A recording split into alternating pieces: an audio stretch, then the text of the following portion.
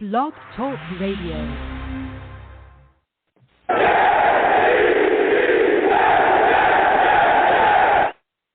What's going on, folks? It's your boy Long Beach Joe, and I am back at it again.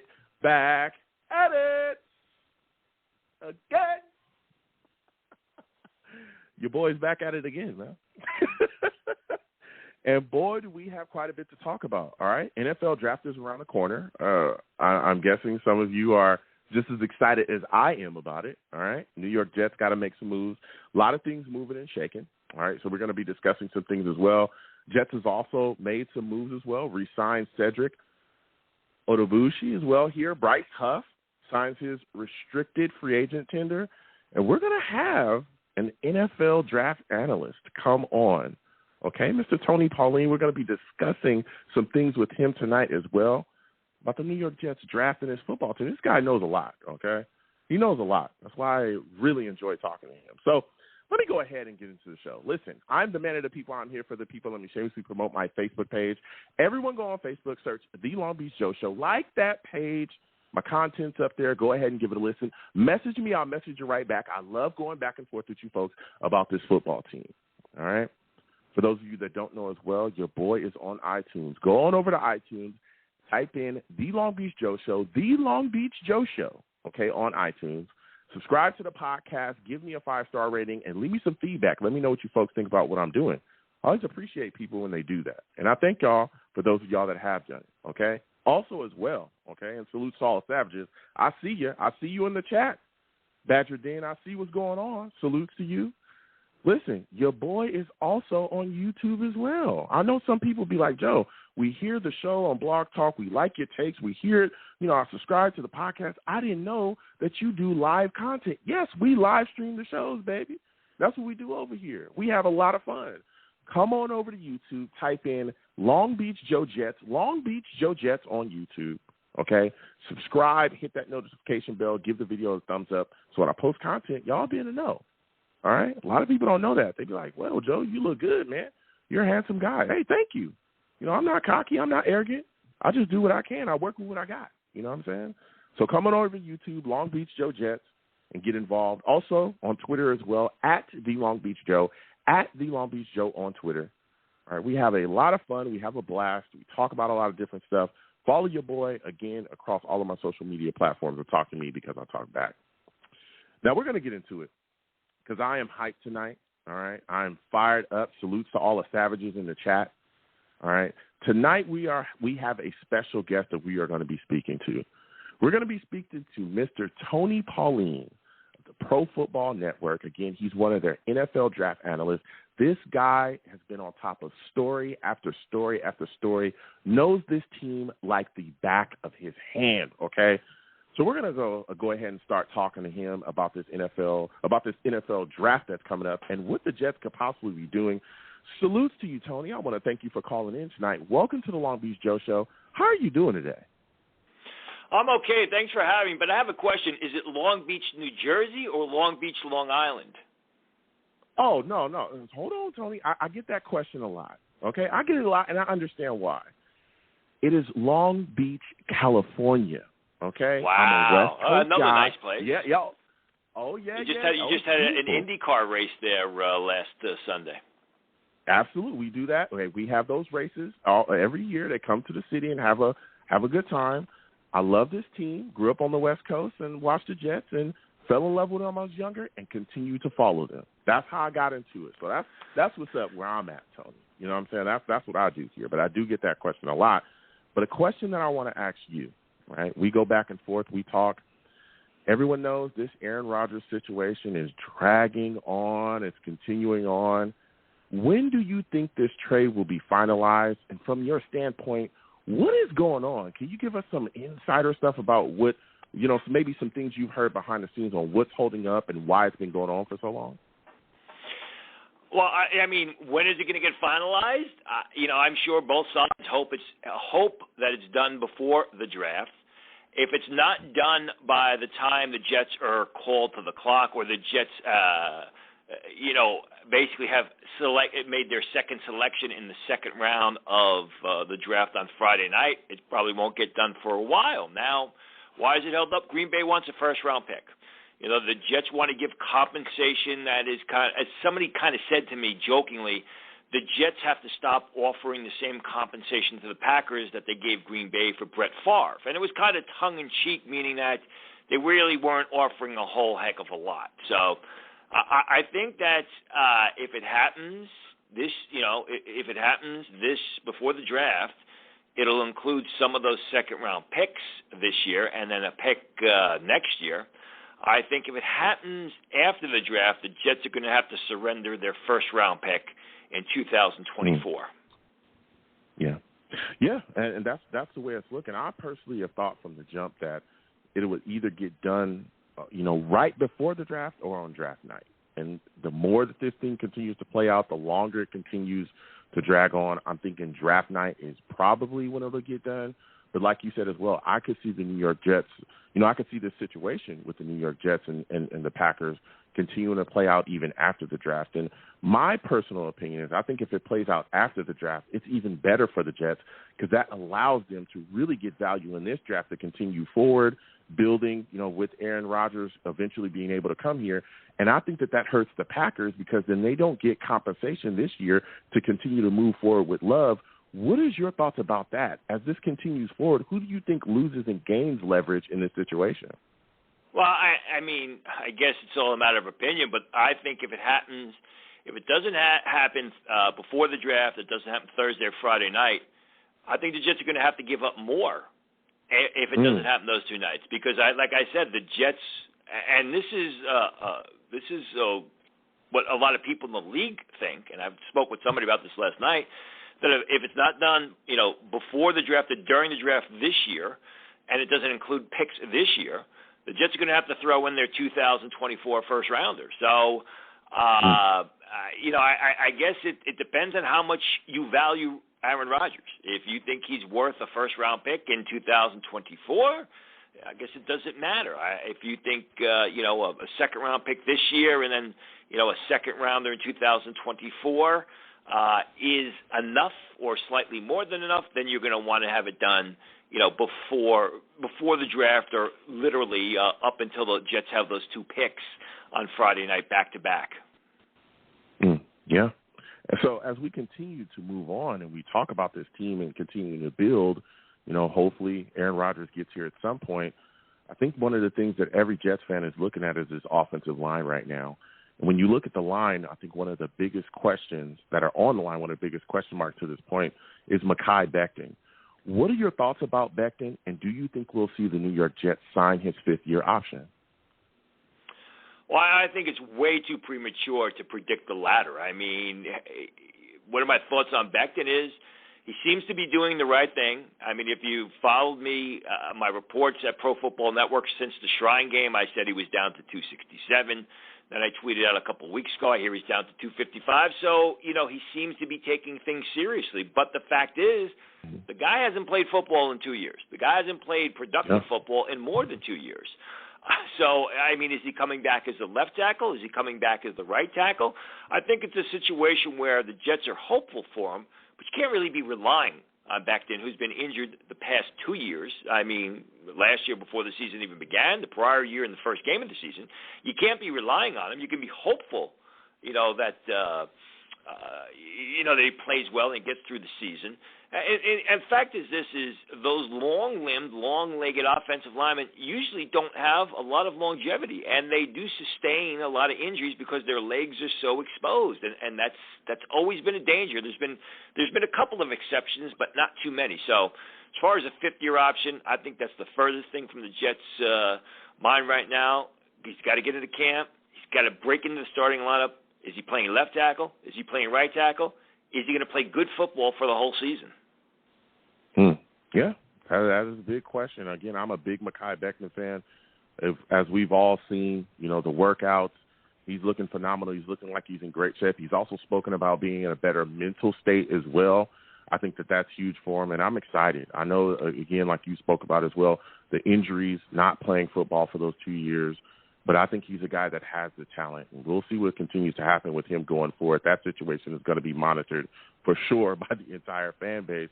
But another thing that a lot of people are speaking about is the New York Jets possibly taking a tackle at 13 this upcoming season, or this upcoming draft, excuse me. What are your thoughts about some of the tackles that are here, the top tackles, and do you believe that the Jets will take a tackle at 13?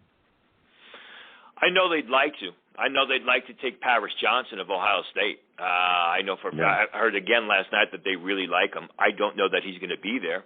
I think Broderick Jones of Georgia would also be a real good fit for their system. I think he's a terrific left tackle. He's an athletic left tackle, a zone blocking lineman. A little bit younger than Paris Johnson. It's probably going to be a few more bumps in the road. Paris Johnson, who really, from Ohio State, who made the successful transition from guard to left tackle this past season. I think they'd like either one. Skronsky, I can't get a grip on whether or not they like Skronsky. Skronsky, if you draft him, he's going to be a guard or he's going to be a right tackle. He can't play left tackle with those short arms. I don't know whether they're going to be there. When you look at Chicago at 9, Philadelphia at 10, Houston, Tennessee at 11, obviously Chicago and Tennessee desperately need tackles, specifically left tackles, Paris Johnson, Broderick Jones. The Eagles' way is to draft for the future. They just signed Jalen Hurts to a huge contract. They could go in a variety of ways. They could take Bijan Robinson. They could take a defensive lineman or pass rusher, or they could potentially take Peter Skronsky. So, if I'm a Jets fan, I'm hopeful one of the left tackles falls to the 13th pick. I think right now it's about 50-50. Yeah.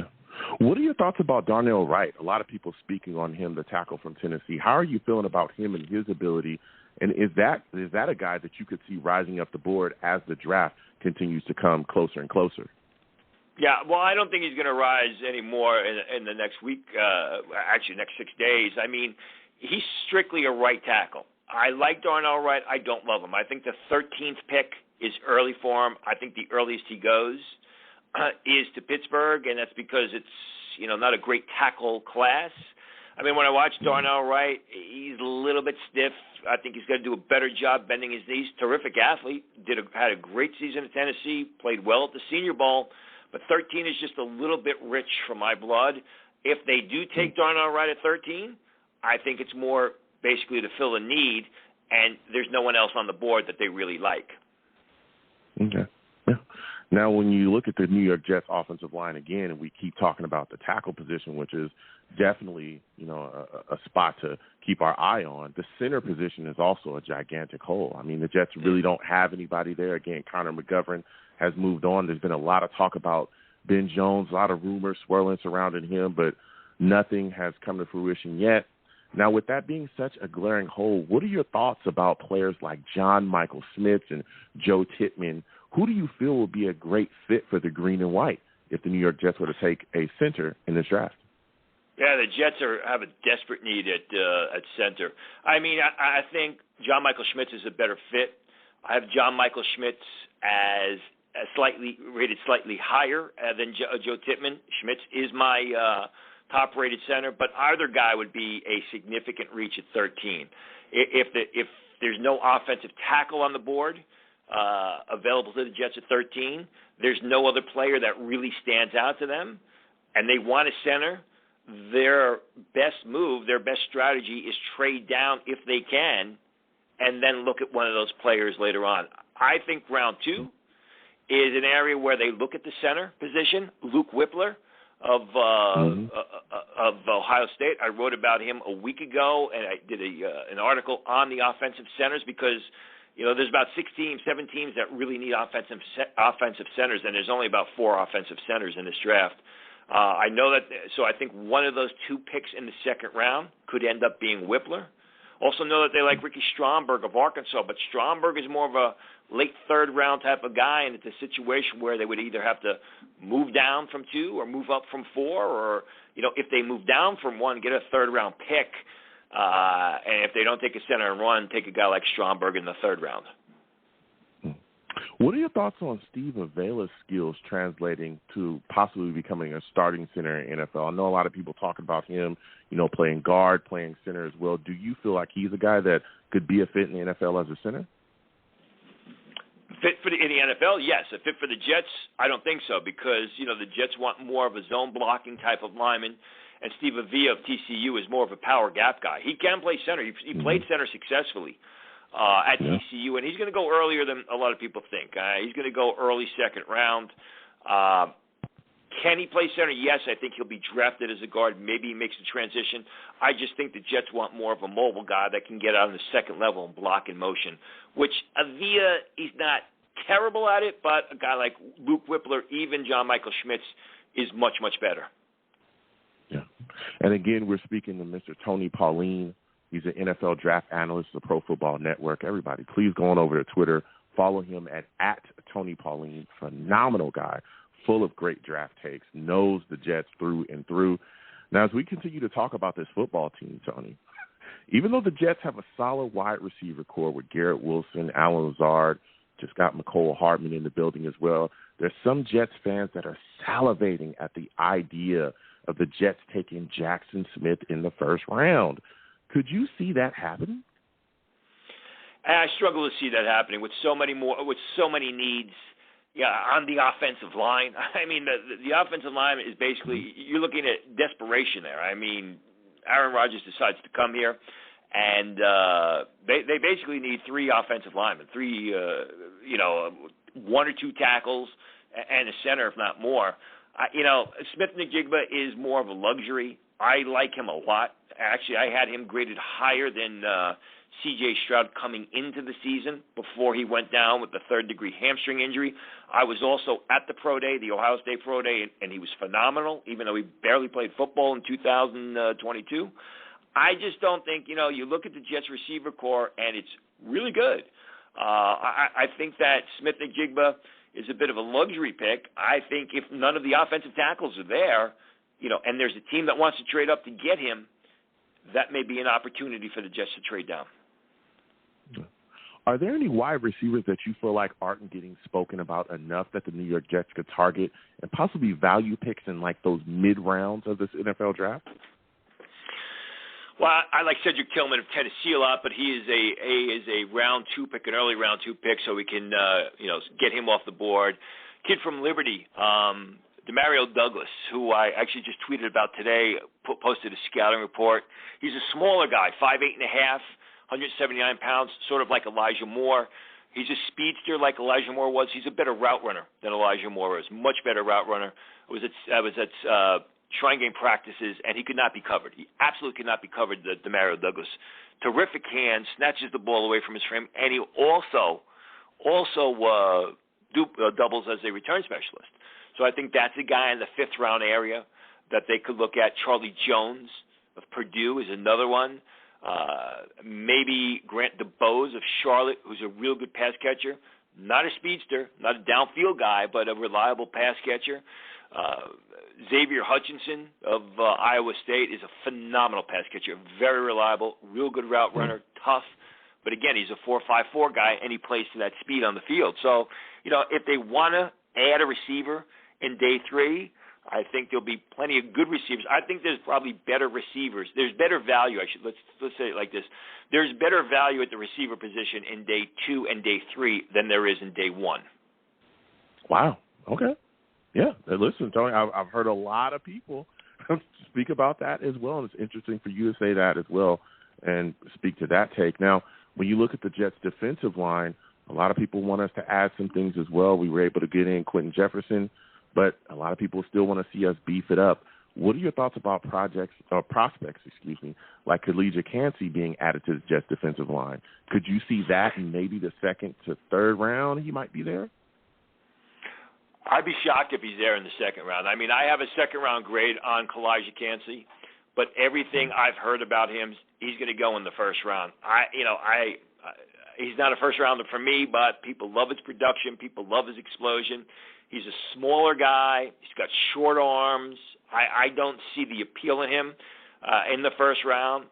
I would be surprised if he's there for the second round. I mean, in my last mock draft, I think I had the Jets taking Brian Brise of Clemson because all of the offensive tackles were off the board. And I think Brise is more of a solid type of offensive lineman, big, athletic, coming off a disappointing season, but none of it was his fault. His younger sister tragically died of brain cancer.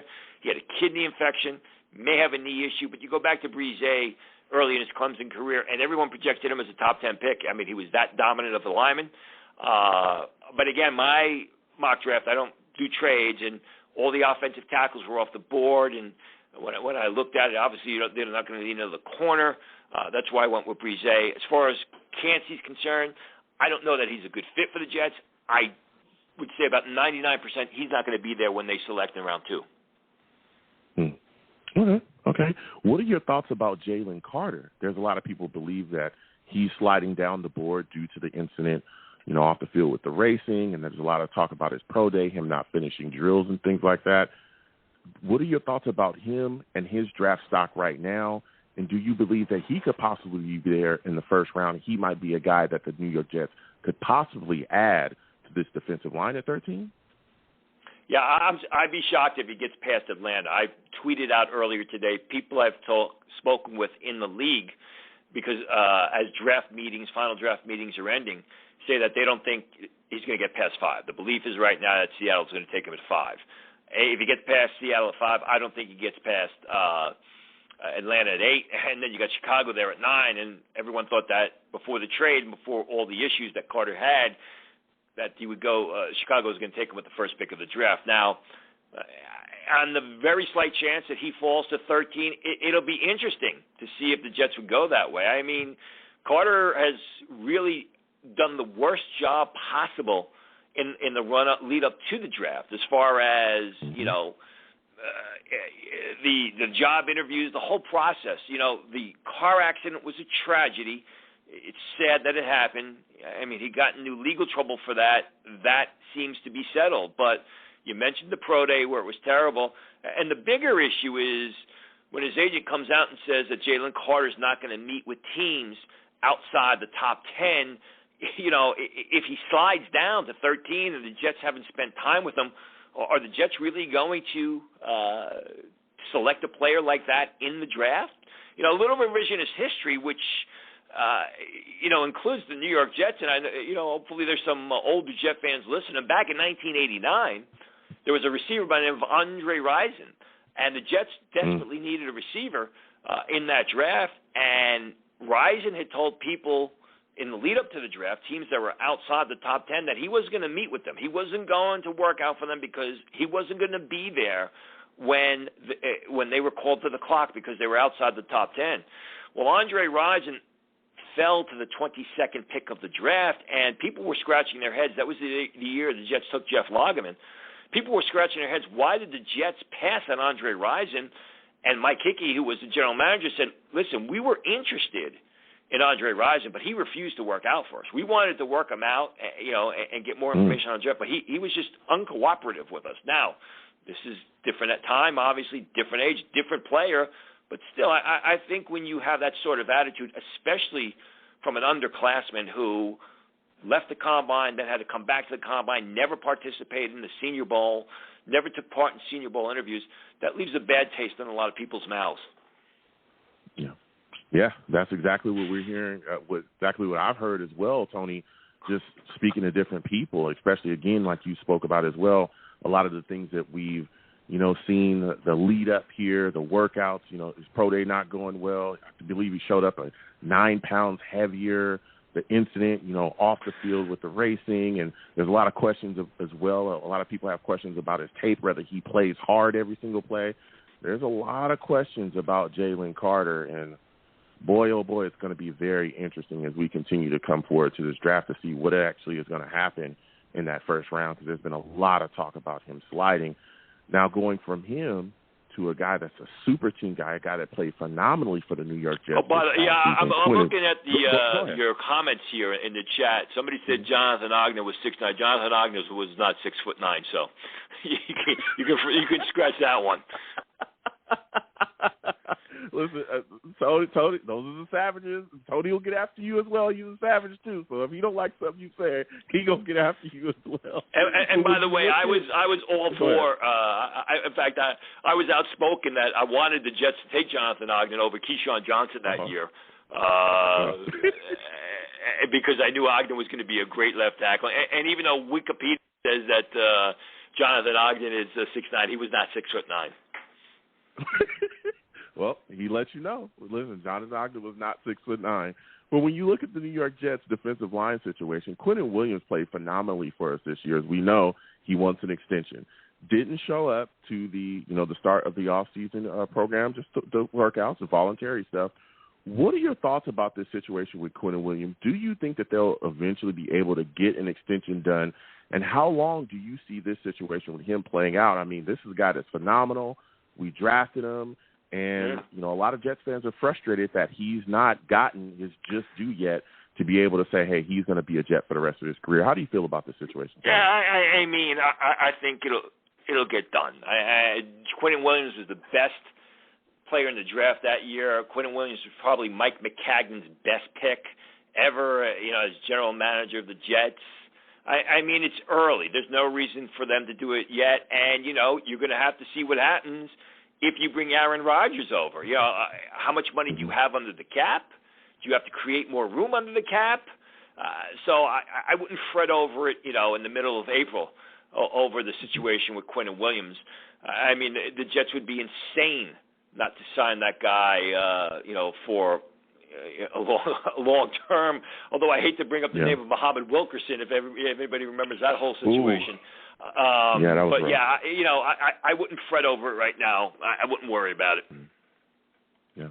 Yeah. I expect him to get quite a bit of money. He's probably, again, there's been other defensive, tackles, defensive linemen that have been signed recently, and that price just continues to go up and up and up. As I believe Simmons with the Titans has just gotten a deal, and boy, that ceiling continues to go. I'm hoping Joe Douglas gets that done soon because Quentin Williams has just been a guy that's been phenomenal here. But as you look at the Jets' defense, another need here clearly is linebacker. We know that Mosley has played phenomenally for us, but he's not going to be here forever. Just brought back Quincy Williams. We're trying to see what's going on with Quan Alexander, but there's a lot of questions there. When you look at the linebacker position in this upcoming draft, what is a guy that stands out to you that could possibly be there maybe in the second round, third round, that could come in and really make an impact for the New York Jets defense that's a fit for Coach Sellers' scheme? Well, you got to remember, they don't have a third-round pick. So you're looking at second round or you're looking at day 3. Fourth round, yeah. I mean, Drew Sanders of Arkansas, possibly. I think a guy like Henry Totoa of Alabama is more their type, but Totoa is a third-rounder. Sanders is a second-rounder, may not be there. I do think that there'll be good linebackers available to them on day 3. Their type of linebackers, Jeremy Banks of Tennessee, just a fast, explosive guy, 6'1.5", 232 pounds, runs 4.53.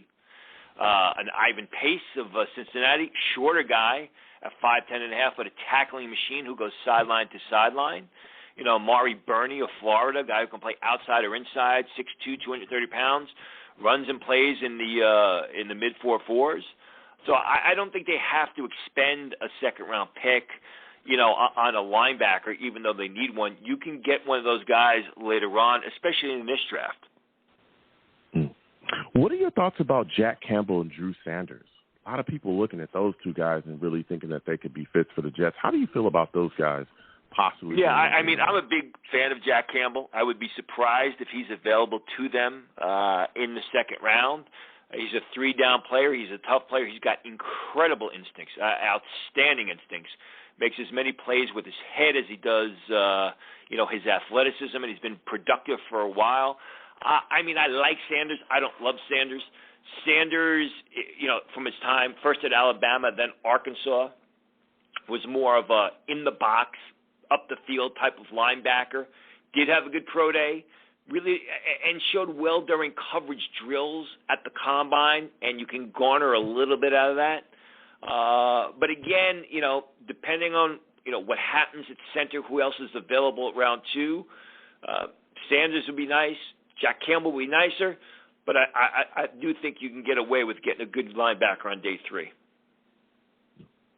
Now, when we continue to talk about this Jets defense as well, I think the safety position is something that people are looking at. Whitehead, again, still here. I think he's a guy that can really put things together, and I think he'll have a very solid season this upcoming season. But also the New York Jets adding Clark, which was huge as well. This is a guy that's moved around, with the safety position too. What are your thoughts on those two players? And when you look at this situation, could the New York Jets possibly target a safety as well in later rounds of this upcoming draft? Yeah, I mean, Chuck Clark's a good player. He's a decent system fit. In my first mock draft, I had Brian Branch actually going to the New York Jets. And Brian Branch, wow. A lot of people project him to nickel corner. I think he's going to be an outstanding safety. He's smart. He's tough. He goes sideline to sideline. He fires upfield and sells out defending the run or screen plays. He shows ability over the slot receiver. The problem for Brian Branch is he ran 4.58 at the combine. And as much as I like Brian Branch, even though he ran 4.58, he practiced a lot faster during position drills. And even though I like Brian Branch a whole lot, I just don't know that you draft a safety or any defensive back who ran 4.58 in the middle of round one. So, what do you do later on? Jartavius Martin of Illinois, 5'11", 193 pounds, played slot corner, played safety, some safety at Illinois, although they had Sidney Brown there. He's projected as a third-round pick. He projects as safety. I think that's the kind of, sideline-to-sideline type of safety that is really, would be a good fit, although he's more of a third-round pick, and I'm kind of redundant because I just scolded you for saying the Jets don't have a third-rounder. I'm saying take this guy in the third round. Later on, Chris Smith of Georgia, another guy who was a real good player on the college field, for that Georgia defense. In coverage against the run, he's a fourth-round type of player. I think that would be a solid fit. Jordan Howden in the middle of day three, good size, very explosive, really improved in 2022. Like his game, like his upside, like his head too. He's very smart. So, it kind of falls off after Brian Branch. I do like Sidney Brown, but again, I don't know if the Jets take him a second round. After Brian Branch, it falls off significantly, and you're looking at more rotational guys than potential starters. And again, we're speaking to Tony Pauline of the Pro NFL. He's an NFL draft analyst with Pro Football Network. Again, Twitter is at Tony Pauline. Phenomenal guy. Knows what he's talking about when it comes to the draft. So when you look at this situation, Tony, there's a lot of people talking about the Jets possibly trading down from 13. What are your thoughts about that? And if so, what is the furthest you think that they can end up moving down? Well, I mean, you got to wait and see who's available to him at 13. If Paris Johnson is there, you're going to take Paris Johnson. If Broderick Jones is there, you're going to take Broderick Jones. If Peter Skoronski's there, you're going to have a conversation how Skoronski fits your scheme. If none of them are there, I think the Jets would be wise to look trading down because there's no safety there. That's like I just talked about with Brian Branch, defensive tackle, Brise. At 13, how far they trade down, it depends on the package. I could see the Baltimore Ravens maybe wanting to move up for a cornerback. I could see the Minnesota Vikings. You talked about Jackson Smith and Njigba before. Well, Minnesota Vikings like him a lot. With the Vikings, with trade with the Jets, they've had success being trade partners in the past where it was the Jets trading up for Elijah Vera-Tucker. I believe at that same 13th spot, if I'm not mistaken. The Ravens, the Vikings also need a cornerback. Would they be willing to move up 10 spots and give away the draft capital to get one of the four outside corners? Same thing with the Jacksonville Jaguars. I mean, they need a corner. They need an offensive lineman. If they don't think Darnell Wright's going to be there, would they be willing to move up? I think, when you look at the Jets, if they're going to trade down, there should be no problem with them trading late into the late part of round one, because there you can get one of the offensive centers. You're not going to lose out on any of the offensive tackles, because if any of the offensive tackles are available to you, you're going to take them at 13. You're going to build up more draft capital, and those picks are either going to replace what you gave away for Aaron Rodgers or give you more picks to use to acquire Aaron Rodgers. So short of Paris Johnson or Broderick Jones being available at 13, I think it would be a very wise move for the Jets to trade down if they're able to, and if another team wants to trade up. Yeah, that's the way I'm looking at it as well. It's going to be very interesting to see what happens on draft night. I would think, again, it's tough. I love Paris Johnson. I truly do. But if he's not there, and I know that there's been a lot of talk about them and Broderick Jones as well. There's a lot of talk about other tackles too, but I'm telling you, if the right offer comes in, I could see Joe Douglas moving down and possibly grabbing another guy again, like you said as well, to kind of recoup some picks or whatever they're going to end up giving up to get Aaron Rodgers. So I think that is still something that's on the board for the Jets and could actually happen. So when you look at the situation right now as we stand, Tony, I need a prediction from you. I'm going to put you on a hot seat. You do? Who do you predict? Yeah. Who do you predict will be the New York Jets pick at number 13 right now? Who you got?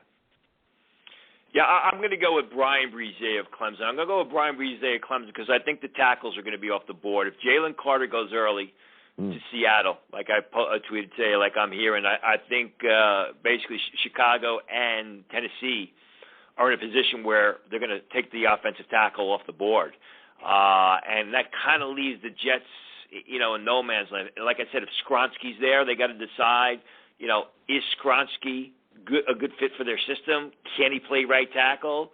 You got Tomlinson there, who I think is replaceable, even though you signed him to a big free agent contract. Elijah Vera-Tucker, if he stays healthy, looks like he's going to be a tremendous player at guard, maybe left tackle. But I'm just going to say, the way it stands now, I'm going to say Brian Brise of Clemson fits the need at defensive tackle. He's an athletic player. And, I think with that tandem of Brise and Quinnen Williams in the middle of the line, I mean, that just could add more dominance to the Jets defense. Wow, you got him taking a defensive tackle. That's interesting. Well, hang on a second. Well, remember what I said. I mean, if any of the offensive tackles are there, obviously you're going to go with the offensive tackles. I just don't know that the offensive tackles are going to be there. No, yeah. There's some scenarios that they could be gone. You got a point there, Tony. It's interesting. Again, we'll see. That's a solid prediction. Now, before I let you go, Tony, this has been phenomenal to speak with you. I know that you're a lifelong Led Zeppelin fan. All right? I know this, okay? All right? I know this. I know a lot of people don't know, but I know this, okay? Give me your top 3 favorite albums from Led Zeppelin. Oh, that's easy. Hands down, number 1 is Physical Graffiti. Physical Graffiti, in my opinion, is the greatest album of all time, not just the greatest Led Zeppelin album.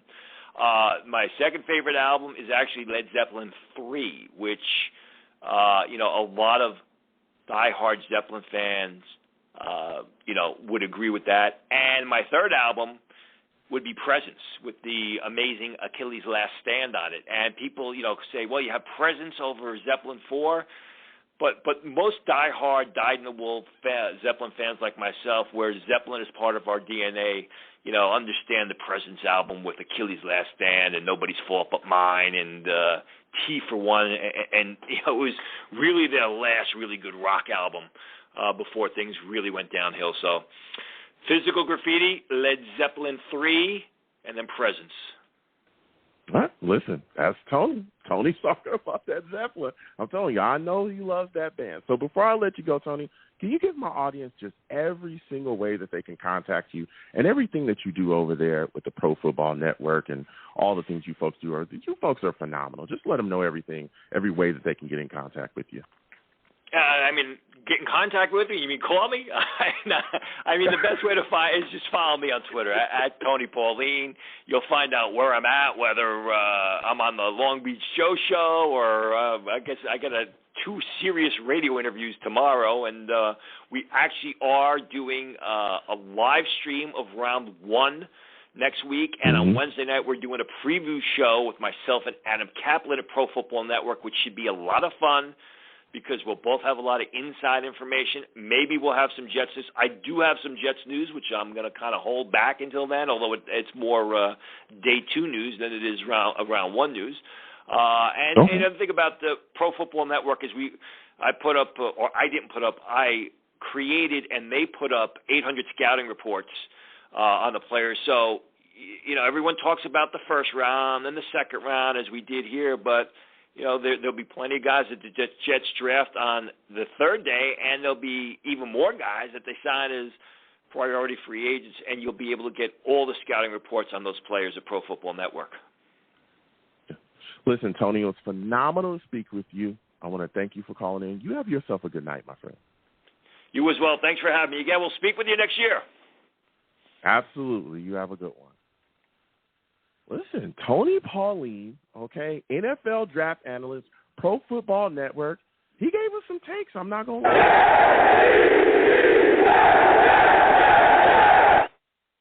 Lot of stuff spit by Tony. A lot of stuff there spit by Tony. Let me tell you something. I'm telling you, there's a lot of people that have discussed a lot of things that's going on with the New York Jets. Again, a lot of talk about Jalen Carter sliding down. That's going to be interesting. The possible trade down by the Jets, that could happen. As Tony spoke about as well, the tackles could be gone. That is a scenario that could happen. We'll see. We'll see what happens. Yeah, Brian Brees, you going to the Jets if the tackles are gone. I would think that, hey, if they're there, you got to grab them. But if they are gone, and there's scenarios that they could be gone, it's going to be very interesting to see what the New York Jets do. So we're going to get to the callers in a second. I'm going to come to y'all again. 515-602-9639. 515-602-9639 is the number. Call in. I'm taking all callers. Hold on a second. We just got a little bit to speak about here. Listen, the New York Jets, all right, have been making some moves. There have been some things happening. Bryce Huff signed his restricted free agent tender. That's $4.3 million. So he is back with the Jets. It's official, baby.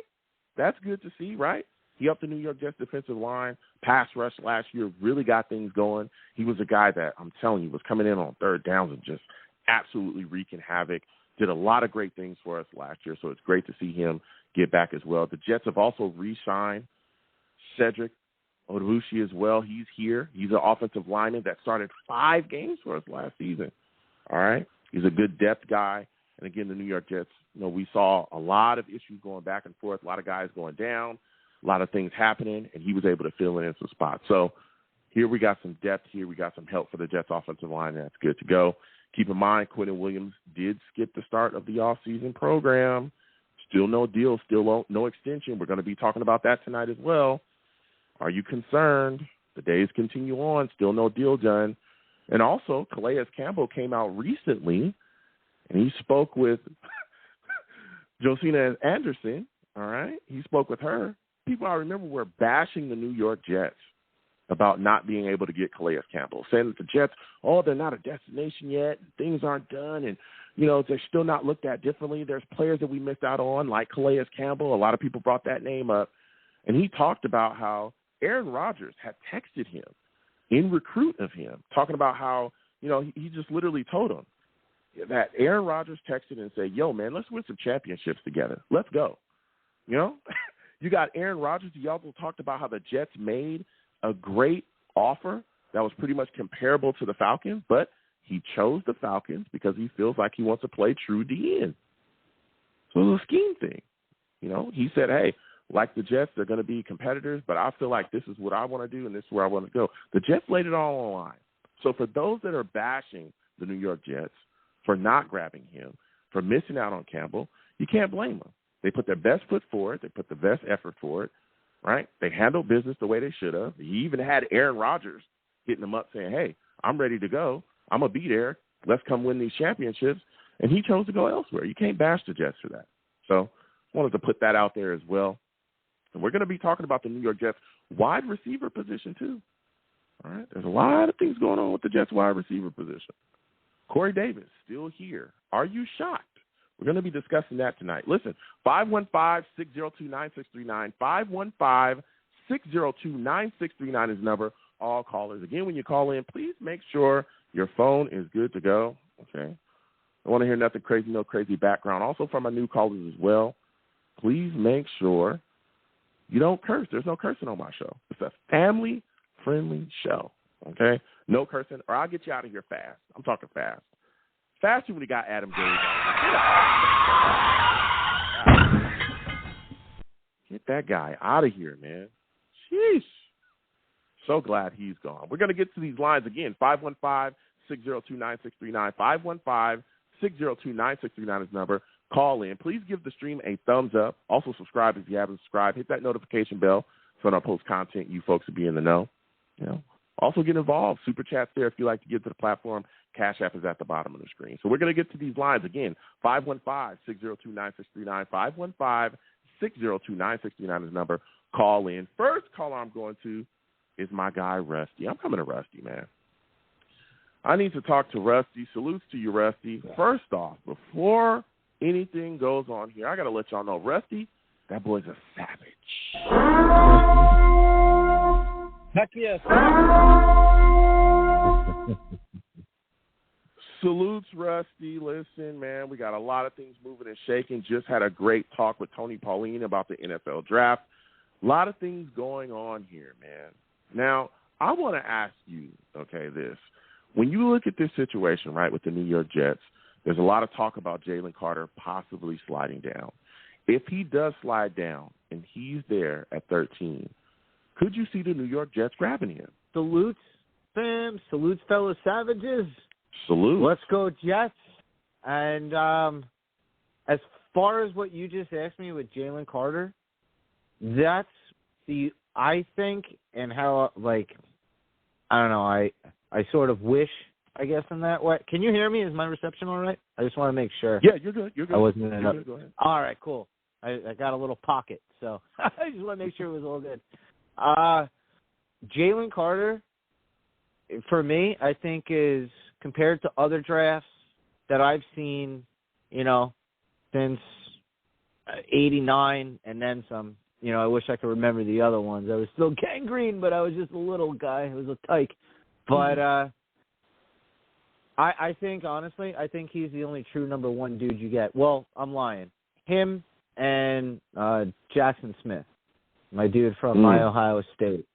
Those, I think, are the only two legit firsts. And now I don't think that we would go for a wide receiver, but if Jalen Carter is there, that's like SAP 2.0. I don't think you could pass that up. You know what I mean? Like, now I understand what happened, and it's sad, but I mean, if the guy's sincere and it wasn't, you know, like how every like media puts it out to be, like that he is sincere, and then some is saying that it isn't. I honestly, I think we pull that trigger, man. I think that we go for him. I do. I think him and Jackson Smith are the only two that are, you know, first round, like real. When you look at them play, you're like, huh. You know, you do that, like, yeah, those two dudes. And Jackson is just nasty, but definitely too. Jalen. Here's my thing, Rusty, and I hear what everybody's saying, right? But we talk about the racing incident, and we know that there were 2 lives that were lost. You know, sad to hear about that as well. But there's also questions. Yeah, that it absolutely is. But there's also questions about him playing hard, right? A lot of people question if he plays hard in every snap. He showed up really heavy to his pro day, didn't finish the drills. How much of that does that play into this selection? Because when you look at the situation, okay, you got the off the field situation. Then you got the question about the playing. Then you got the question about the pro day. He's not finishing his drills. He's heavy already. It's like, don't you start to see this start to unravel? Yep. And we're in that point. Do you go, you know what? Maybe this is not the right guy. Let me take a better guy. Because we've seen a lot of these situations where there's things that happen, and then it eventually, you know, spirals out of control. It shows that a player is kind of falling apart, and it takes them off the field because they'll make a bad decision. How much of that plays into that? The situation with character, you know, you start to question. What are your thoughts about that? Joe, honest, hand to God, you just flipped my brain a complete 180, because as soon as, you know, you started stating the facts that happened, you know, with his, whatever with his weight, but that is a key issue. Yeah. Then with, like, how his personality is, he didn't even want to see us during. I forgot about this. I can't believe yeah. talking about Brain Shark. He's not taking nobody outside the top 10. Yeah, exactly. And so after saying that, I think the only one is honestly Jackson Smith, unless we can trade back. Like, that's my ultimate hope, is that we can trade back, maybe possibly, if we're lucky, get to 28-31. I'm cool with getting into the second round again, completely trading out. But I would want minimum like 3 trades. You know what I mean? From 13 and up. Just keep on laddering it. But the only other guy... Hold on. Yep. Because I want to say there, it's very interesting that you said that. Okay, you talked about the Jets trading down, and this is something I've spoken about with a lot of Jets fans. They're talking about how, hey, I want to see us trade down. Now, I'm going to start off with this. We're talking about this trade down scenario. Are you trading down if there's tackles there? Or are you trading down because in your mind you believe that there won't be any tackles there at 13 for the Jets to grab? Well, no, I completely respect to everybody. So even if, but again, even if I'm just saying, this first round, these tackles, how they have them graded, I don't see it. Unless, if you're talking to, DeJuan Jones, and now I'm a Buckeye, but I'm not homering at all. But I should say 2 of them, Paris. But I don't. But you know what? I'd let him go, honestly, because what? Wait, yeah. Hold on. Well, I'd have to just down. Because of what if you can Paris get. Jones, hold on, Rusty. If Paris Jones is there at 13, you're still trading down? Yeah. For what I can get, wow. If the price is right, I'm doing it. I am. Because go ahead. Talk to us. I want to hear it. My bad. All right. Yeah, no, go ahead. Because go ahead. There are, for instance, my favorite lineman in the draft, this year's draft, and for the past 2 years, the one has 3 technically, been Jaret Patterson and your dude Voorhees. Love that kid. He's nasty. Unfortunate what happened with his knee, so hopefully we can get him later on. Then you have, they're God for JD. There's some other good guys that we have the mold. You know what I mean? We can get him into that to where it would really be dude. I love Paris is the man. Don't get me wrong, but the amount of other things that we can fill in other crucial holes and then take care of center. You know what I mean? You have to keep the typewriter going. Go and then pull it back to where left tackle, left guard, or right guard. Just keep it going. You can't go back to go forward. If that makes any sense. No, listen, and Rusty, because then you have hear next year's, which is amazing. Yeah, listen, I hear you, and I understand. I can see where you're coming from, but if Paris Johnson is there at 13, and Joe Douglas don't draft him, oh boy, oh Lord Jesus, it's a fire. Dude, I'm telling you, it'll kill me, but I'll understand. You know what I mean? I'm gonna lose it. But the price better be right, though. No. It better be right. That's but, and it better be an NFC team. No, I understand the prices, and you want to get more picks and more capital for future. But when you got a guy like that, who, to me, is you put him in, he's a plug and play, time to go, left tackle, it's gushing. There's no big deal with this guy. You bring him on, you have him play, it's said and done. There is no way you pass up on that with the New York Jets, especially when you look at the issues that we've had up front. I love Mekhi Becton. I think he's phenomenal. But you got to get somebody else, that can be on that other side. Because maybe Mekhi, maybe they put Mekhi back at left tackle. As of right now, we all, have seen and talked about Mekhi being a right tackle. But you have to get that's some young guy, blood Mekhi. out there at that I feel him at left tackle. That's our guy, Mekhi. Me and you are the the few that been okay, we'll see. Yeah, it's just us. That's just our us, dog. It's just us right now. I'm telling you, Rusty. Yeah. It's been rough, bro. Yeah, it's been rough. Now, when you look at this situation, right, we're talking about the line, and we're talking about trading down. You said you would move even if it was Paris Johnson, but you also talked about this center position, man. There's a gigantic hole there. Is there a center you want to see us targeting? If so, who is it? Mine? Mine is Patterson. Just because, and I hate Notre Dame, number one, but, like, he's never allowed a sack in his whole collegiate career, and he's a fifth-year senior, and he started as a freshman. This past year, because Notre Dame is just terrible, but whatever. But, like, they're just terrible, so they were depleted. He moved from center to left guard. So now, and he's able to bounce around, too. He was at right guard. He was at left tackle before. But his 2 years, too, where he was at center, dude, he was dominant.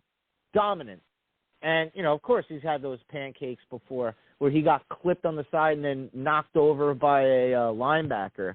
It's going to happen, But and he's smart, too, dude. That's what, I love violent, and he's a chaos dude. Like, he's violently smart to where he's going to run down the field. He's a dog, and he's going to look to stomp a hole in you. And, he's, ridiculously, I don't know, he adapts well. He did left tackle for 1 year, right guard for 1 year, center for 2, and then left guard.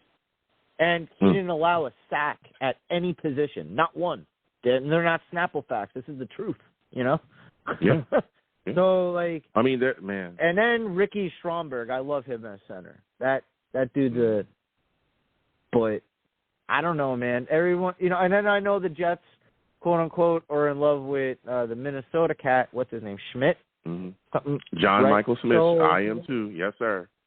I'm not denying it also, but if we're in love with it and we know it, what other teams do too. So who knows if it's, take the bait. Because I think, honestly, what we're really going to go for, and it's going to shock people, is tight end. I think it's going to be the other kid from Georgia, Darnell. What? It's the big. Why are we drafting more tight ends? We got a bunch of them. Excuse me. Yeah. We got a bunch of them. Yeah. Jeremy Ruckert was deactivated half the season. Yeah, so he's going to go up next year. But we can't guarantee that Uzama's going to be here, after this year. And same thing with Conklin. Conklin had those drops, man. He did, for better or for worse. Yeah, but no, listen, Rusty, I'm just saying, but those guys weren't even utilized. They weren't even utilized effectively in the offense at all last season. We talked about it constantly. Mike LaFleur was not. We had fraud, bro. But, of course. Listen, it was mind-boggling. Before I let you go, Rusty, it is. There's a lot of things moving and shaking right now. What are your thoughts about the situation with Corey Davis? It's looking like he's still going to be on the roster for this upcoming season. A lot of people are shocked. Everybody thought that he would be gone. A lot of reports moving and shaking about him probably being gone, coming into this offseason, but he's still here, has not been cut, has not been traded. What are your thoughts? Do you think he's actually going to be on the roster this upcoming season for the New York Jets out there at wide receiver? Dude, he was in the same boat as Moore, except he's not Moore reminds me of Jamal, that type. I just don't like Corey because he's got brick hands, and when he jumps, it's an inch. It's crazy. Look how high when he goes for jump balls, his cleats don't go more than an inch high. It's the weirdest thing, and he's lanky, so it doesn't make sense. But I mean, Corey Brickhand Davis, how I feel, I think, and it so sucks to say, I think I was hoping that in the trade with Rodgers that he would be part of it, But I don't think. I think it might be Mims, and it kills me to say it. But I think it might be that way. And Mims goes. It is what it is, but dude, Mims is awesome to me. I don't care what people have to say and stuff. I've seen what he does in college, then saw what he did in crunch time. He's only had 4 drops in his whole career, and 3 of them came last year. Then they sit the dude. It makes no sense. But yet Corey Davis is allowed to drop him back-to-back. Same with Ty. Ty Johnson, literally 3 drives in a row, dropped 3 passes on third down that would have got us a first, where he was just a cloud and couldn't he was just yeah fraud. But, and I know again we're talking about Denzel Mims. There's a lot of things moving and shaking about him, about this offensive staff and them not getting along. But he was a guy that requested a trade as well. We'll see what happens. He did it in a different way, but you're right. Yeah. Yep. We'll see what happens. But listen, Rusty, I want to thank you for calling in tonight. Next time I have a show, I want to hear from you, all right? You got some interesting takes, man. You got some interesting takes. Absolutely. Hey, all right, much you have a good one. Absolutely. We're going to keep on moving. 515-602-9639. 515-602-9639 is the number. Call in. We're taking all callers. Rusty called in with some takes. I respect it. He called in with some takes, all right? People talking about moving down. Some people want to, grab other players as well. It's going to be very interesting. Next, we're going to go to my guy, Ted. Ted, we're coming directly to you. Salutes to you, Ted. For those of you that do not know, that man, Ted, he's a savage.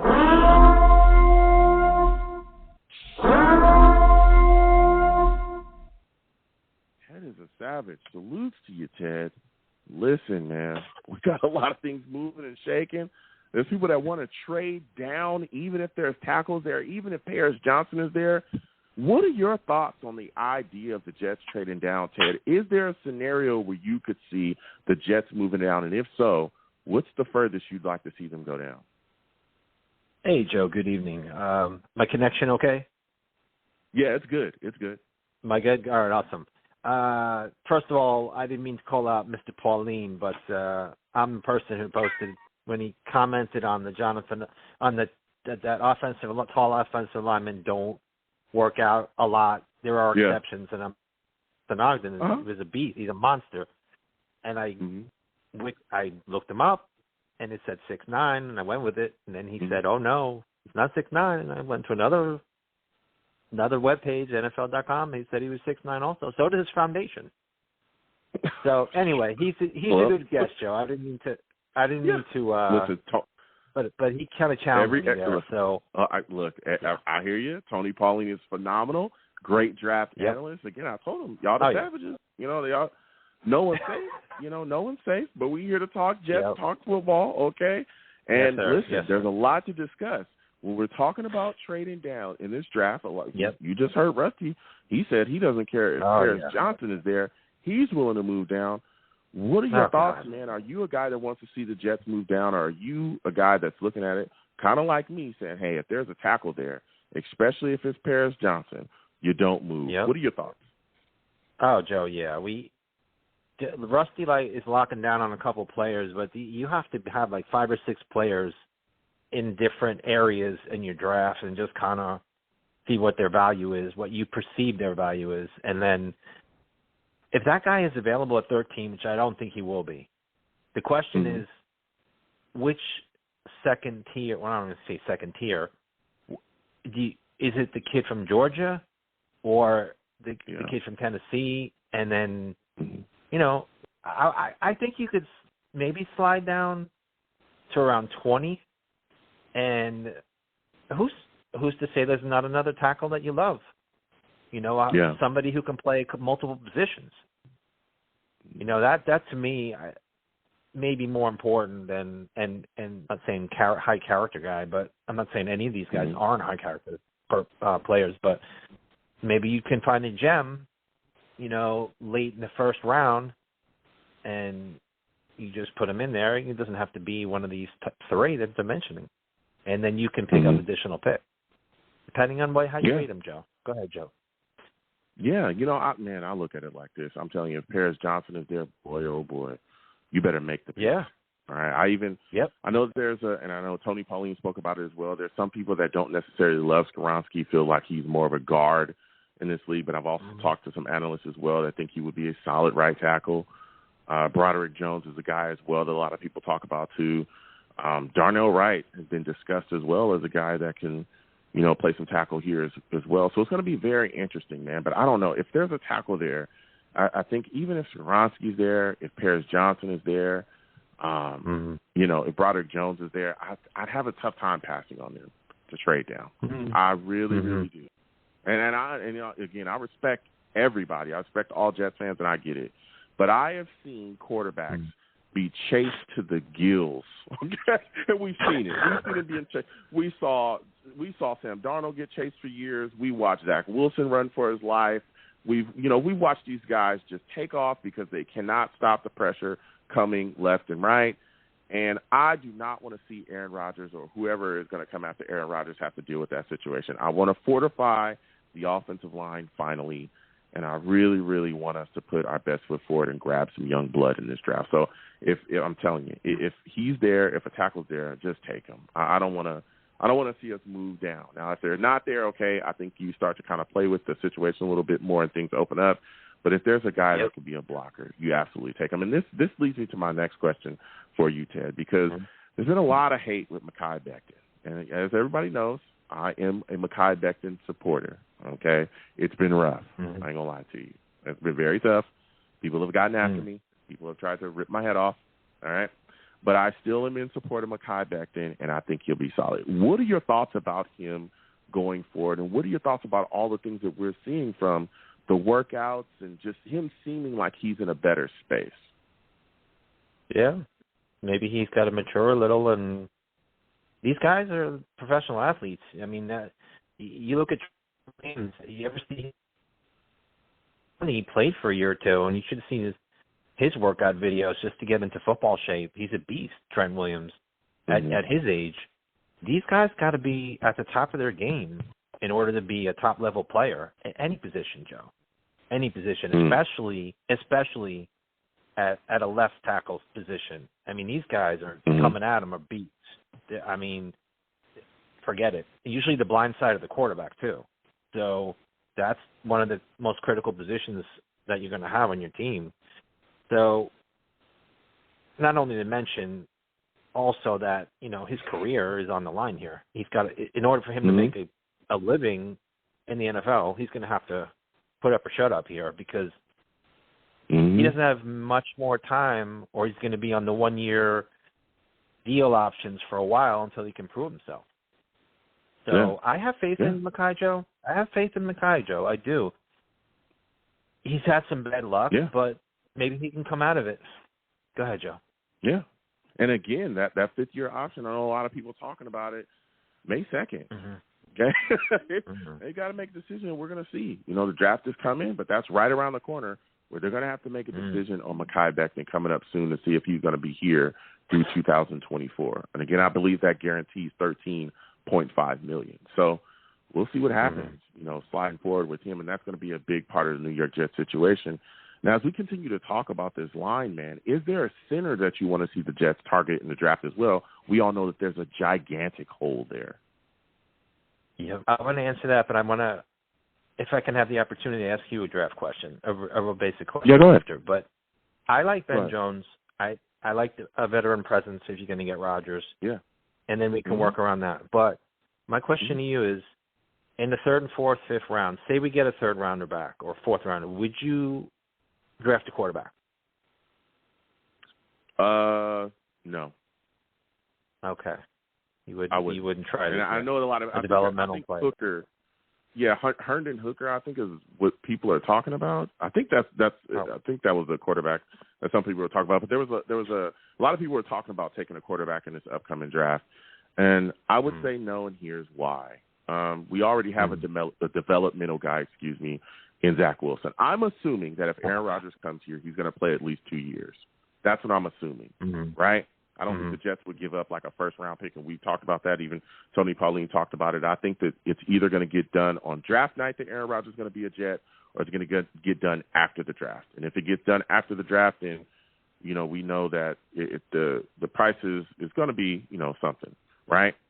So I'm thinking that Aaron Rodgers comes here for 2 years. Zach Wilson sits behind him. You also got the other quarterback that they just brought in as well, Green Bay, which is going to help Zach Wilson. I think that they are setting up a situation, and this is just me talking to y'all right now. I think we're setting up a situation where in 2 years, after Aaron Rodgers probably says, okay, look, I came here, we've done whatever we've done. had a great time. I'm gone. I'm out of football. I think they're going to try to give Zach one more chance. If Zach has shown them something in practice, if he's shown, Hackett, hey, I can be the guy that can move forward with you, I can be the guy that can hold the fort here at quarterback, they're going to give Zach Wilson another chance. I personally believe that. If he's shown them that he has grown with Aaron Rodgers and Tim Boyle as well here as a quarterback, if he's gotten better. Now, if he has not shown them anything at all, if he is horrific, that's when I think they'll move on from him, truly. Because I think when they look back, and I want to get your feedback on this as well, but I'm telling you, when Mike LaFleur started coming out and saying things like, he should have sat down, we should have had a veteran, sit him down for a bit behind a veteran, he should have had time, them coming out saying hella high water, just that kind of stuff, right? It's just like, I don't know. I feel like they're going to try to give him one more chance to truly figure it out before he's gone. And when he's gone, again, 2 years from now, I think we'll have the capital to move on from him. But the table will still be set. We'll still have a lot of the young foundational players, right? Garrett Wilson, ATV, all these guys that we love, Sauce Gardner, they're still going to be here. We're still going to have the table set for a young quarterback to be able to take over. But that's when I think they'll grab a quarterback from this upcoming draft. Give me your thoughts on that, man. It seems that way, Joe. But if it doesn't work, I think you're going to have somebody in the pipeline. So if you do truly like a player, and I mentioned the Purdue quarterback, I don't remember his name, but he showed a lot of flashes in some playing against – Purdue plays they have a tough schedule. But that kid can throw. And he's not huge, but he's a good thrower of the ball. I'd be interested in looking at him in the fourth round, maybe. Joe, I don't have a lot of faith in Zach Wilson, right? I mean, who would right now? But I get you, though, Joe. You're going to give him every chance. No. He is the second pick in the draft. I get it. Yeah, I get it. Listen, you got to give him every chance. But maybe, Joe, he needs somebody clipping his heels to get him more motivated. Maybe he needs somebody behind him to, a little flame under him, trying to singe him a little and say, hey, man, you better step it up. I'm taking your job. Zach Wilson. Yeah. Oh, Joe, you mentioned Mike LaFleur. My question is, who's the person that anointed Zach the starter? That was the big mistake without any competition. Man, look, that was you take that guy where we – but at the end of the day, you take him where we took him in the draft. I mean, come on. He was a starter from day one. Right? Remember, everybody's saying that was a mistake now, but I remember Sam was going out the door, and people could not wait to get rid of him. I remember this we were doing shows. We were doing shows, baby. I remember. Go back, okay? And he went to USC. Does anybody remember? Yeah. Sorry, Joe. Joe, his pro day was amazing, Joe. It was. His pro day but was everybody amazing. remembered. I said, listen, hold on a second. Let's not kick Sam out the door. Let's try to build. And no, get him out of here now. Get him out of here. I said, okay, cool. Y'all want him to go? All right, fine. The table was set, all right? They took Zach Wilson high. There was no way he wasn't going to start. There was no way out the gate. They said if we did not have as high of a draft pick as we have, they said it publicly, we would not even be talking about taking a quarterback in this draft. I believe Joe Douglas came out and said that publicly. So it was said and done from the jump, right? But hindsight is 50-50, and now we're sitting here waiting for Aaron Rodgers to become a Jet. Now, before I let you go, Ted, because we've been talking quite a bit, man, I want to get your thoughts on this New York Jets wide receiver position. All right, you got a lot of things swirling. There's a lot of people saying that Denzel Mims, a lot of reports, rumors, are swirling, because I haven't really seen anyone, like a analyst say this yet. A lot of people talking about there could be some strife within the organization between Denzel Mims and the new offensive coaching staff.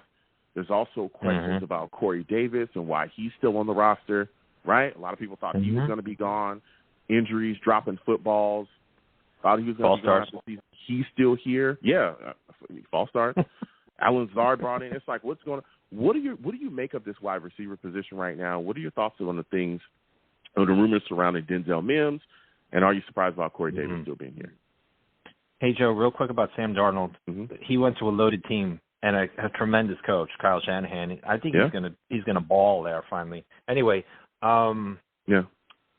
the Mims and the Corey Davises, huh? Mims, I don't know, Joe. When he got the ball a few times, you could see the flashes, but is he not getting open? I mean, Garrett is a much better player, but why is Mims not getting the ball as much as Garrett? I know Garrett, maybe Zach Wilson locked down on Garrett a lot, but Mims doesn't make a lot of plays. He just doesn't. And Corey's got his little issues too with holdings and dropping balls and false starting on freaking offensive plays. I don't know, Joe. Maybe it's time for. I love Jalen Hyatt. He went to Tennessee. Mm-hmm. Yeah. And that team, they had a good team until the bottom fell out. A little bit because they lost their quarterback. Hooker got hurt. He's a heck of a player, Joe. I think we can maybe get him in the late first round. Maybe we can get up into the late 20s and get him. That's the kind of guy that we could add to our young roster. But I don't think Mims is even developable. They tried. Wow. They tried. Wow. Honestly, they tried. I don't know how many years are you going to give him? He seems like a Patriot kind of guy. You know what I mean? As soon as we cut him, the Patriots will pick him up just to be, who they are. You know what I mean? It's so, and I hear you. It's so interesting because, man, Denzel Mims that first year there were so many flashes. Yeah. And then after that, there was just a lot of question marks. And that was under Adam Gase. And there was just a lot of question marks after the Michael LaFleur system. It seems like they couldn't reach him. He didn't know all the spots where he was supposed to be, didn't know the playbook. And now, again, there's rumors swirling that there's issues between him and the new offensive coaching staff. We all know that he's requested a trade. All right. He did that publicly last season. So we'll see. Maybe he's a guy that can get moved on draft day as well. But, man, it's so interesting because he has all the physical gifts. He has it all. Yeah. He's a guy that, unbelievably athletic. He can run. He can jump. His catching rating is huge. I don't know. I don't know why it's not working, but whatever it is, it's not working. It's not working. Yep. And can't only stay with those players for so long. Yeah. Right, Joe? And we were hoping that Hackett would be the new scheme fit, but according to rumors that are swirling, because I haven't seen it from like any super concrete analyst that I trust, right? As concrete as you can get. But we're hearing already that things aren't going well with the new offensive staff, but we'll see, man, because it's very interesting. But Corey Davis still being here is a shocker to me, Ted. It's a shocker to me. But I thought for sure he might be gone draft night, Joe. He might be gone draft night. Yeah, he could be. Listen, Ted, I want to thank you for calling in. You too, Joe. Next time I have a show, I want to hear from you again. Man. Yep. Absolutely. Hey, Joe, you having a draft show Thursday? Joe, you having a draft show Thursday night? I got to work on some things. We'll see. Gotcha. My schedule's wild. But if I can, believe me, y'all will know. I'll announce it. But all I'm right. still trying to work on it. All right. Thank you. Okay. Thank you, Go to Friday night if you have to. Go to day 2. We can do second round. We got a couple of second rounders in there. You have to. Yeah, for sure. All right, Joe. Pleasure. For sure. That's pleasure, what I'll do. Thank you so much, Ted. You have a good one. Listen, Ted calling in. I respect everybody's takes. Again, 515-602-9639. We are taking callers. We're talking draft. We're talking current things going on. Salutes to all the savages in the chat. Jake, we're coming to you in a second. Listen, Dark Soldier says, what's ironic is Packer fans wanted Mims when they traded up and drafted Love. Yeah. Salutes to Dark Soldier in the chat. Sean Bennett as well salutes to you. He says, I heard he doesn't take negative criticism well. I believe he's talking about Denzel Mims. It's going to be very interesting to see what happens going forward. All right. Boy, oh boy. Corey Davis still being here is a shocker to me. Believe me. Oh, we'll see what happens. Again, 515-602-9639. 515-602-9639 is the number. Call in. We're taking all callers. Next, I'm going to my guy, Jake. Jake, I'm coming directly to you. Coming directly to Jake. Salutes to you, Jake. I want to thank you for calling in. For those of you that do not know, Jake is a savage.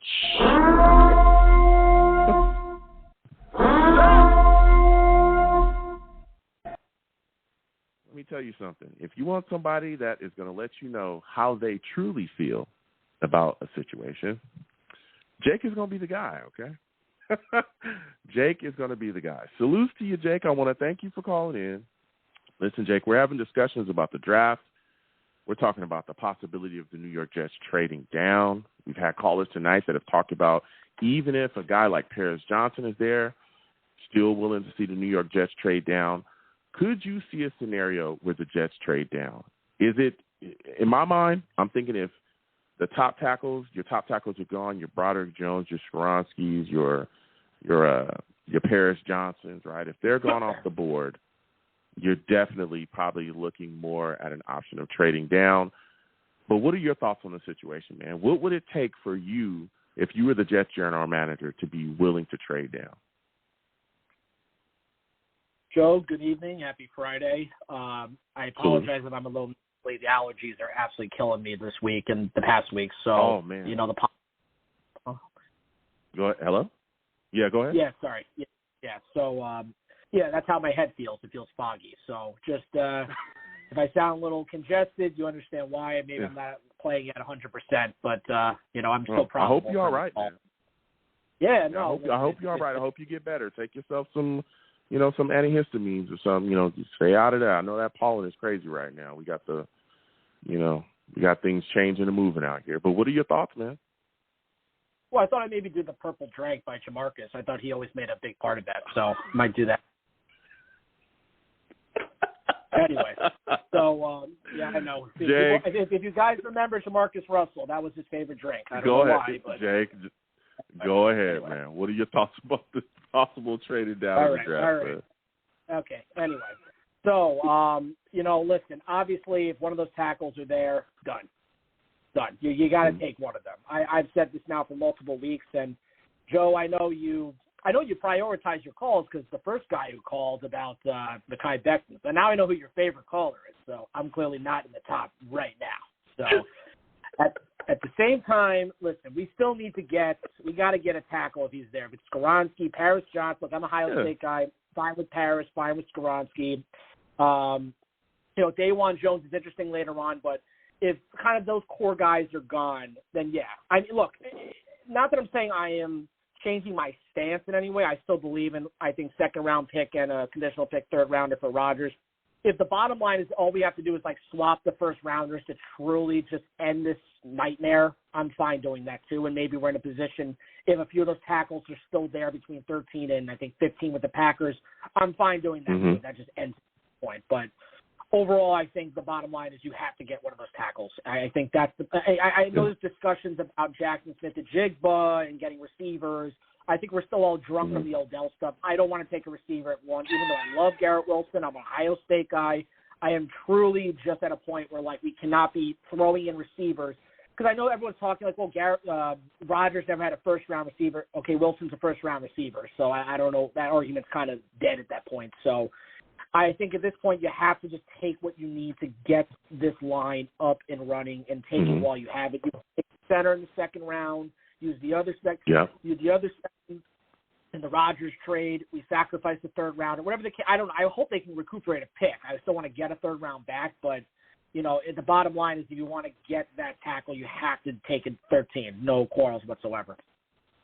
Yeah, that's what I'm looking at as well. I think, again, I've talked about I don't want to see another New York Jets quarterback running for their life. I just don't want to see that again. I don't want to see guys being able to get here off of edge pressure. And I understand Dwayne Brown is a guy that a lot of people are looking at and saying, hey, Joe, we got Dwayne Brown. He's a guy that, can fill that spot. We don't need – Dwayne Brown's not going to be here forever. He's an older tackle. He can only play left tackle. So if he's here, he's going to be the Jets starting left tackle, if that. But I want some young blood. I need a young guy in here, especially when you look at, the table that's set here for the upcoming draft. Broderick Jones being here, Paris Johnson, Skoronski, any of those guys I would love. I know, and there's people that aren't necessarily in love with Darnell Wright. We spoke, earlier tonight to Tony Pauline as well. He spoke about Darnell Wright as well when I asked about him.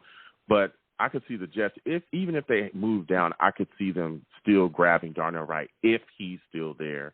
I just don't like the idea of the New York Jets, not taking a tackle if one of the top guys is there on the board. Again, Skoronski and Paris Johnson and Broderick Jones. And Broderick Jones is a guy that I know the Jets are pretty interested in. But when you look at the situation as well, you brought up center, right? Center is a position I think we absolutely need to attack immediately. Gigantic hole, right? No McGovern, no nothing. Is there a center that you covet in this upcoming draft, a guy that you really want to see become a New York Jet that you feel like is a great fit? The kid we talked about already tonight with I forgot his name again. I've been a little lackluster on names. The Minnesota kid. We spoke about John Michael Smith tonight. Yeah. Spoke about John Michael Smith and there was a couple other guys as well. Reed Humphreys, Tyler Linderbaum, just stop passing on it for the last couple of years and just finally take it. Like we did Elijah Moore, we did all that in the second. Take it. Just get the guy now. Let's get a center for the. And obviously, look, I was actually talking to one of my patients who's like a big Jet family. We went back and forth about center, and he's fairly adamant, and maybe I slightly disagree with him on it. He said we should just go for Ben Jones and give Aaron Rodgers the veteran center. But I think at this point, if they wanted Ben Jones, they would have signed him. I think JD talked to his agent and said, look, we want to go into the draft. We want to see what's there. If we can't get someone we need, or we feel like we need to kind of get the insurance player, kind of like Ben Jones, and get him at a bargain, that's when I think he's going to come in. I think at some point he does fit based on the offensive line coach, Keith Carter, that we talked about before. So I think they really got to just – it's really offensive line. I really hope at some point they are addressing linebacker. That is a position that is still at the top of the list next to offensive line. I mean, the linebacker core is not really that great. I'm sorry. Like, I've been saying this now for 2 seasons now. Anyone who said Quincy Williams was like this massive signing for us, like, please. Although I want to stop for 1 second. JD made the signing of the offseason so far, and that's Bryce Huff. I mean, re-signing Bryce Huff was the smartest decision he made. He is going to get his best pass rusher back on the field because he is the best pass rusher next to Quinnen Williams. I will say that wholeheartedly. This guy is going to get paid. And the fact they got him for I was almost upset they only got him at a 1-year deal. I would have loved to give him a multi-year deal now. I think it's worth it more than John Franklin Myers and Carl Lawson. I think he has shown you that he is, when he needs to be there and the chips are down, he gets it done. So I really, really am happy, really thrilled that they signed Bryce Huff today. I really think that he signed his tender. He deserves everything so far. Yeah, he signed his tender, and again, a restricted free agent tender. I like him being brought back as well. I'm excited the Jets are going to get him back this upcoming season for everything that you said. Now, again, I like Carl Lawson as well. I think Carl Lawson is phenomenal, puts together a lot of havoc. But like you said, Bryce Huff is a guy that's getting it done out there on the field, and we see a big impact. And I'm hoping at some point in the upcoming future that the New York Jets are going to be able to extend him and keep him a Jet for quite some time because he has been phenomenal on this defense. Now, when we talk about extending people, I got to talk to you about Quinnen Williams, all right? Still, no deal in place, right? Has skipped the start of the offseason program. What are your thoughts about that situation, Jake? When do you think that this gets done? Are you concerned about it? There's a lot of Jets fans that I've spoken with that are jumping out of their skin and upset that he has not been extended and, they haven't made it known that he's going to be a Jet for the rest of his career yet. How are you feeling about this situation, and when do you think it'll get done? My new favorite words from our new quarterback, RELAX, guys. Relax. Okay, they've got a draft to worry about. They've got a back to figure out. Get that done. Quinnen will be there by training camp. He already said that this was a possibility. I don't know why everyone's like there's so much hoopla about this. He's staying, guys. He's staying. Okay, I'll go one out here. If he is not signed, then you can take my words. Joe Douglas could be fired. Let's just put it that way. Okay, because then you're inviting the conversation of we're not going to retain players, like our own players. So, but but that's how confident I am. He's going to get re-signed by training camp. It's voluntary stuff. I'm not going to listen. This is why I'm surprised everyone's so worried about Aaron Rodgers. It's like, do we really need to have him sit balls in shorts and take psychedelics on the sideline? No, I'm not worried about that right now. Like, it's really all about just getting him in when we need him there by training camp. You don't think Alan Lazard has already gotten a copy of the playbook and went to Staples and gave Rodgers somewhat updated book? It's the same book they're basically reading, and they're all going to go to California and throw footballs together. I mean, come on, guys. Like, you think they're like a bunch of goody two-shoe players? Like, we're not going to coach the NFL. No, they're gonna practice. They're fine. I know I'm going to rant there for a second, but I'm just saying right now we're in the position of just getting the picks that whatever Gutekunst is going to have to deal with because he's not a good general manager. We want to get the finances together. Quinn will be there by training camp. Okay? I guarantee at this point. I'm not even sweating this. This is the last thing I'm actually worried about more than anything. Yeah, I look at it kind of the same way. But I will tell you, I was a little shocked that he wasn't extended earlier, especially, again, with that floor starting to get higher and higher with Simmons signing his deal, which brought it up, and there's other guys signing deals as well that's pushing that number pretty north. I'm assuming that $25 million is where they're probably going to have to settle, per season for Quinnen Williams at this point. But I think it'll eventually get done. He'll be a Jet for the rest of his career. Joe Douglas talked about how phenomenal he is. And I think when you do that, that reverberates to the locker room as well, shows guys, hey, you play well, you do what we tell you, you ball out, we're going to pay you. Also leaks into free agents as well, players that are looking at here and saying, hey, there's a place we can go. They do guys right. They treat their own right. Look what they did with Quinnen Williams. So I think it'll get done. But you talked about this wide receiver position as well, and I'm looking at it, man, and there's some big question marks here for me. You look at Corey Davis, I'm wondering, why is this guy still on the roster? I thought he was gone. He might actually be here this upcoming season. And then there's rumors swirling about Denzel Mims, already having issues with the offensive staff. What do you make of this Jets wide receiver position as well? And with those questions, could you see the Jets possibly taking a wide receiver in this upcoming draft, maybe in the later rounds?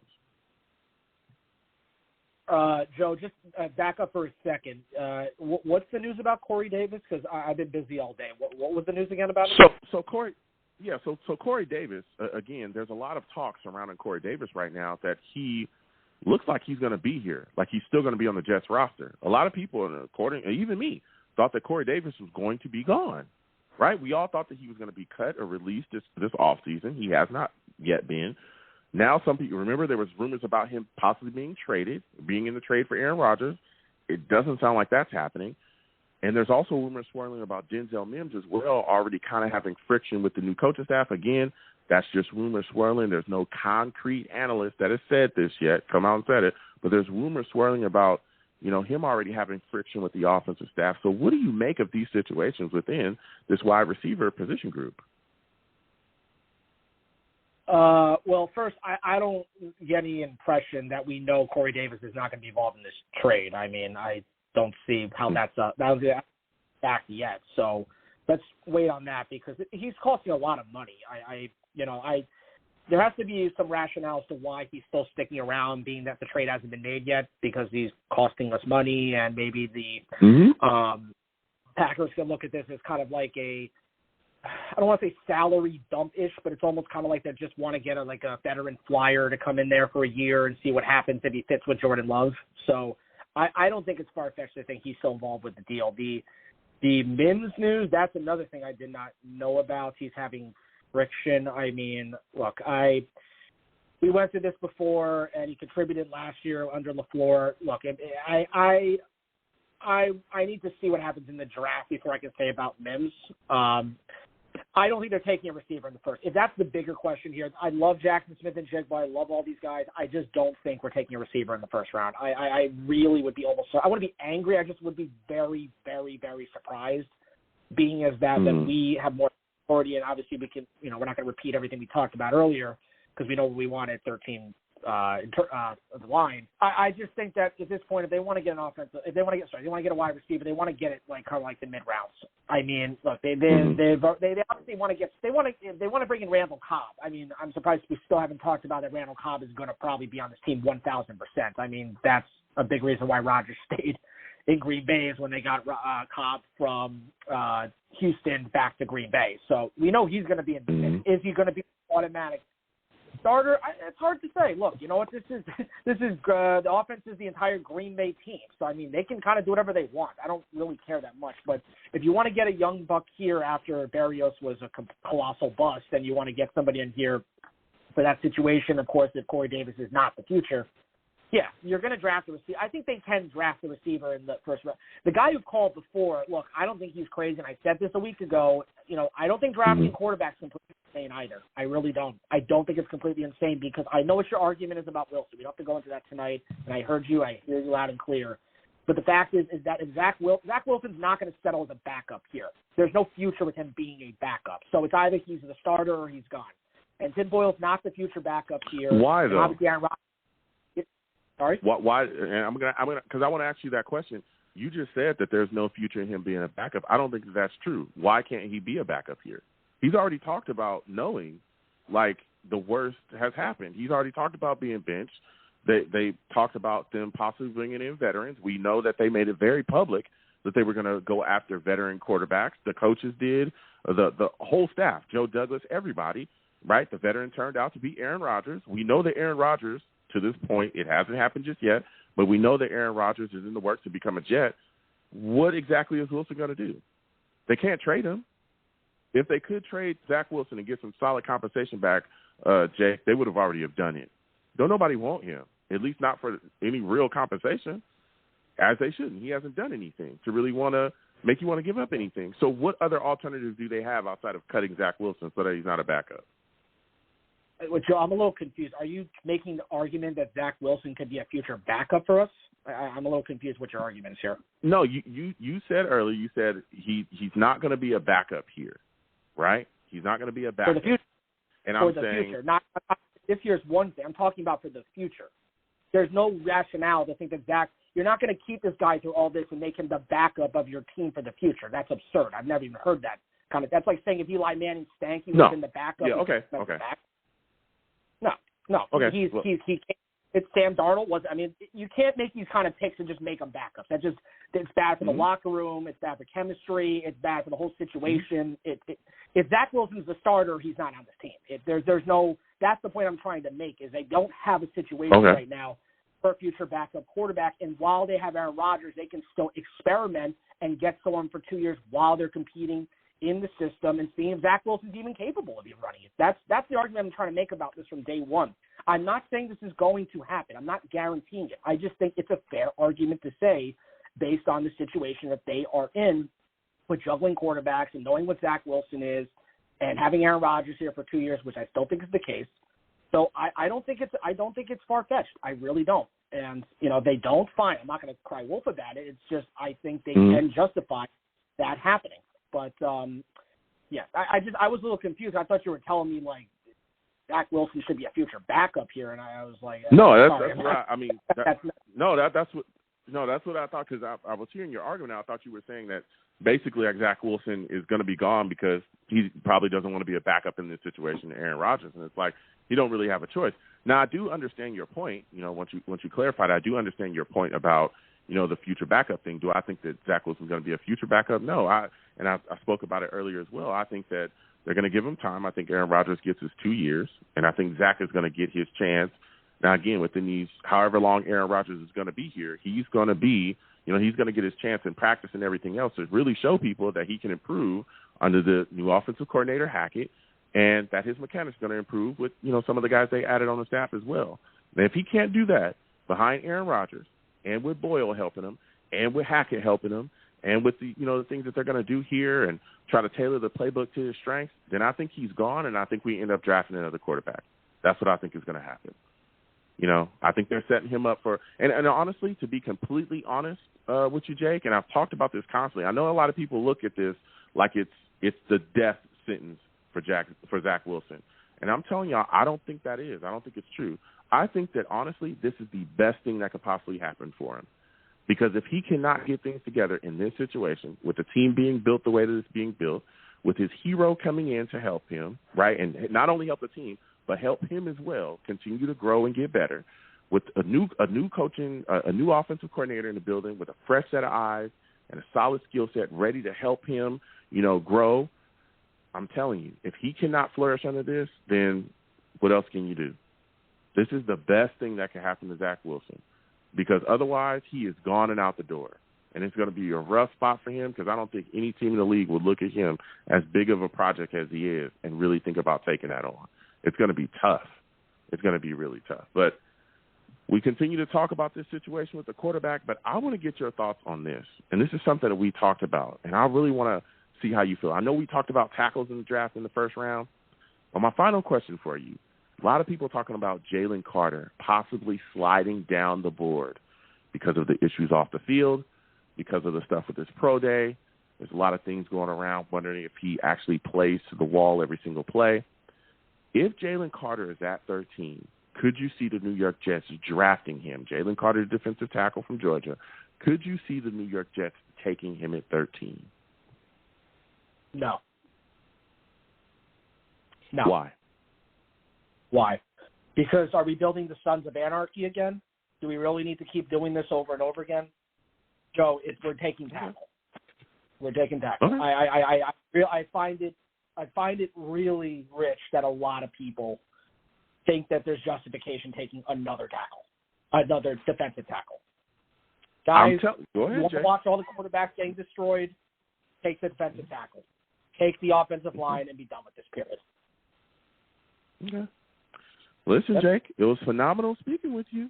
Jake said it. You know, I've talked to a lot of Jets fans that have said, I think we had callers on the past show as well that were talking about, don't be surprised if the Jets take Jalen Carter if he slides.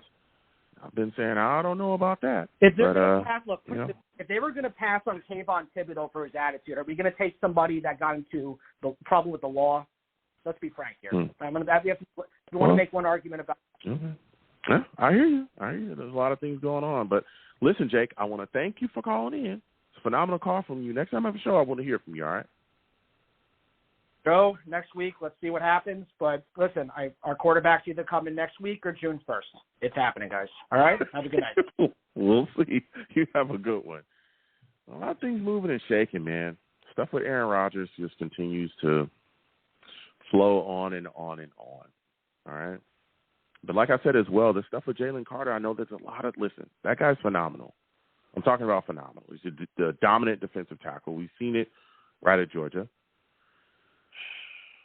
And his talent is there. Everyone knows his talent's there. But you got to start to question other things as well. Off the field stuff, showing up to the pro day heavy, not finishing his drills as well in the pro day. I'm wondering.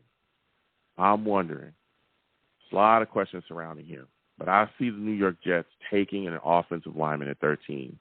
They've got to grab him. So we'll see what happens. Again, we'll continue to follow this situation. We'll have shows for the draft, and we'll definitely be talking about that. It's going to be very interesting. Draft is right around the corner. So I'm going to go ahead and close up the show. This is a phenomenal show, man. We've gone back and forth. Tony Pauline was great. Going at it with the Savages. I tell people, Savages will get after you. Listen, I'm the man of the people. I'm here for the people. Let me shamelessly promote my Facebook page. Everyone go on Facebook, search The Long Beach Joe Show. Like that page. My content's up there. Go ahead and give it a listen. Message me. I'll message you right back. I love going back and forth with you folks about this football team. Also, leave me some feedback. I love hearing about what you folks think I do here on The Long Beach Joe Show. I'm also on Twitter as well, okay? Going over to Twitter, type in @The Long Beach Joe, @The Long Beach Joe on Twitter, all right? Follow me. I'll follow you right back. You want to troll me? No issues. I am the troll that lives under the bridge, and I will have my Vera Tucker jersey on at all times. At all times, all right? At all times. When Elijah Vera Tucker this season, I'm telling y'all, he's going to dominate people. No, there's a lot of Jets fans that want to move him to left tackle for some reason. I'm not interested in that. Leave him at right guard, okay? And let him do his thing. All right? We've seen him be dominated at guard. Yes, he can play every position on the line. What's new? All right? That's what USC players do. That's what USC offensive linemen do. You can put them anywhere. They'll figure it out. That's why we're such a good college football team. We got a history for a reason. That's all I'm going to say. Fight on. All right? So I'll be down there. We'll be trolling. You can also catch your boy on YouTube as well, okay? Come on over to YouTube, Long Beach Joe Jets on YouTube. Subscribe, hit that notification bell so when I post content, you folks will be in know. Give the video a thumbs up as well. If you want to troll me, hit those comments. Troll me. We can go back and forth in there as well. Okay? We can go back and forth in there as well. And as always, people, when you see me in person, because you will eventually, it is arms out, chest open, free hugs for everyone. Free hugs for everyone. The hugs will cost you absolutely nothing. I want to thank everyone for calling in. I want to thank everyone for interacting with your boy, all the savages in the chat. Any way that you interact with me, I want to thank you for that. Folks are the absolute best. Without y'all, I'm telling y'all, I'm nothing. Salutes. So until the next show, folks, you folks have a good one. Peace.